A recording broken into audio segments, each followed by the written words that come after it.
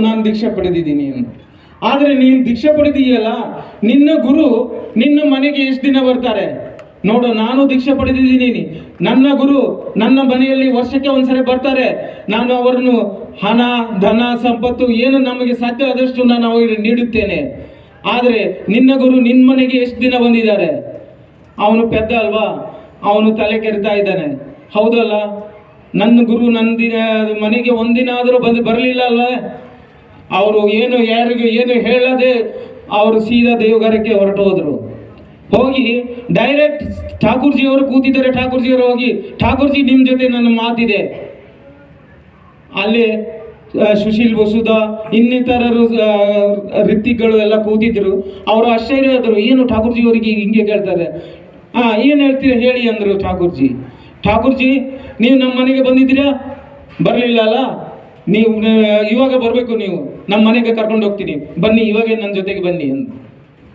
ಆವಾಗ ಠಾಕೂರ್ಜಿ ಅವರು ಸ್ವಲ್ಪ ಮೌನ ಆಗಿ ಅವಾಗ ಹೇಳ್ತಾರೆ, ಮಗು, ಹೋದ ಶುಕ್ರವಾರ ನಿನ್ನ ಮನೆಗೆ ನೀನು ಸತ್ಸಂಗ ನೀಡಿದೀಯಲ್ಲ? ಮತ್ತೆ ತಲೆ ಕೆಡಿತಾ ಇದ್ದಾನೆ. ಹೌದು ಅಲ್ಲ, ನಾನು ಇರೋದು ಮಹಿಷಾದಲ್ಲಿ, ಅಲ್ಲಿಂದ ಠಾಕೂರ್ಜಿಯವರಿಗೆ ಹೆಂಗೆ ಗೊತ್ತಾಯ್ತು ನಾನು ಸತ್ಸಂಗ ನೀಡಿದ್ದೀನಿ? ಅವಾಗ ಸತ್ಸಂಗದಲ್ಲಿ ನೀನು ಪೇಡ ಇಟ್ಟಿದ್ದೀಯಲ್ಲ, ಪೇಡ ಅಂದರೆ ಸಂದೇಶ, ಹೌದಲ್ಲ? ಅದನ್ನು ಠಾಕೂರ್ಜಿಯವರಿಗೆ ಗೊತ್ತಾಯ್ತು. ನೋಡು ಮಗು, ನೀನು ಒಂದು ಎಳೆ ನೀರು ಹಾಕಿದ್ದೀಯಾ, ಆದರೆ ಅದರ ಬಾಯಿ ಬಿಚ್ಚಿ ಇಟ್ಟಿಲ್ಲ. ಆ ಬಾಯಿ ಬಿಚ್ಚಿ ಇಟ್ಟಿಲ್ಲ ಅದಕ್ಕೋಸ್ಕರ ನಾನು ಆ ಪೇಳೆ ತಿಂದು ನನಗೆ ಕೆಮ್ಮು ಬಂದಿತ್ತು, ನಾನು ನೀರು ಕುಡಿಯೋಕೆ ಆಗಲಿಲ್ಲ. ನಾನು ಕೆಮ್ತಾ ನಿನ್ನಿಂದ ಅಲ್ಲೇ ನಾನು ಮನೆಗೆ ಬಂದ್ಬಿಟ್ಟಿದ್ದೀನಿ.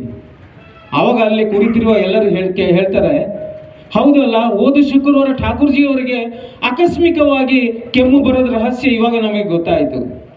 ಆವಾಗ ಹೇಳ್ತಾರೆ, ನೋಡು ಮಗು, ನೀವು ನಿಮ್ಮ ಮನೆಗೆ ನಾನು ಪ್ರತಿದಿನ ಬರ್ತೀನಿ. ನೀವು ಬ್ರಹ್ಮ ಮುಹೂರ್ತದಲ್ಲಿ ಇಷ್ಟವಿತಿ ನೀಡ್ತೀರಲ್ಲ, ಆ ಇಷ್ಟವಿತಿ ಪಡೆಯೋಕ್ಕೋಸ್ಕರ ನಾನು 2 ಕಾಯಿ ಜಾಚಿ ನಿಮ್ಮಿಂದ ಇಷ್ಟವಿತಿ ಪಡೆಯಲು ಪ್ರತಿದಿನ ನಿಮ್ಮ ಎಲ್ಲರ ಮನೆಗೆ ನಾನು ಬರ್ತೀನಿ. ಆವಾಗ ಅವರಿಗೆ ತಿಳಿದಿದ್ದರು, ಹೌದು ಅಲ್ಲ, ಠಾಕೂರ್ಜಿ ಅವರು ಡೈಲಿ ನಮ್ಮ ಮನೆಗೆ ಬರ್ತಾರೆ, ನಾವು ಆ ಥರ ಇರಬೇಕು.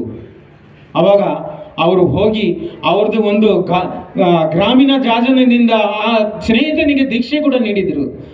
ನಿನ್ನ ಗುರು ವರ್ಷಕ್ಕೆ ಒಂದ್ಸರಿ ನಿಮ್ಮ ಮನೆಗೆ ಬರ್ತಾರೆ ನೋಡು, ನಾನು ದೀಕ್ಷೆ ಪಡೆದಿದ್ದೀನಿ, ನನ್ನ ಗುರು ಡೈಲಿ ನಮ್ಮ ಮನೆಗೆ ಬರ್ತಾರೆ. ಯಾರ ಭಾಗ್ಯವಂತ ಹೇಳು? ಯಾರಿಗೆ ಜಾಸ್ತಿ ಆಶೀರ್ವಾದ ಸಿಗುತ್ತೆ ಹೇಳು ಅಂತ. ಇದು ಎಲ್ಲ ಮಾಡಿದ ಮೇಲೆ ಇದ್ರ ಮೇಲೆ ಸತ್ನಾಮ ಇದ್ರ ಮೇಲೆ ಬರುತ್ತೆ. ಇನ್ನೊಂದು ಚಿಕ್ಕ ಘಟನೆ ಹೇಳಿ ನಾನು ಈ ವರ್ಷನ ಈ ಆಲೋಚನೆ ಮುಕ್ತಾಯ ಮಾಡ್ತೀನಿ. ಡಾಕ್ಟರ್ ಭೂಪತಿ ಘೋಷ್